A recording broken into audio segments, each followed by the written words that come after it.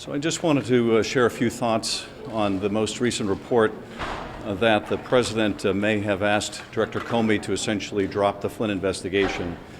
If true, this is yet another disturbing allegation that the President may have engaged in some interference or obstruction of the investigation.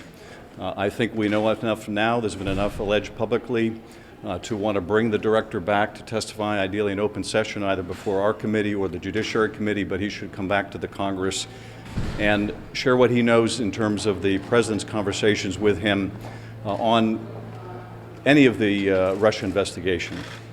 I also think that we ought to ask for the notes that were taken contemporaneously or shortly after those meetings.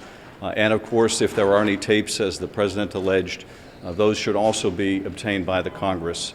If necessary, I think we should subpoena them, but hopefully we can obtain any of these materials voluntarily. But on the heels of an allegation that the President himself acknowledged that he brought up in the context of whether the Director would stay on as Director, whether he was a subject of investigation, in the context of reports by the Director or associates of the Director that he was asked essentially for a loyalty test to the President, and now with allegations that the President urged him to essentially drop the investigation of Michael Flynn.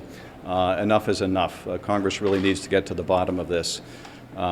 We did have an opportunity to inquire further about the reports of a discussion within the White House with the Russian foreign minister and Russian ambassador. I don't have much I can share in terms of our discussions on that. I can only say that I remain concerned about allegations that the President shared information with the Russians that was not vetted in advance by our intelligence agencies. It's one thing to do this as a product of interagency thought and deliberation about information that needs to be shared.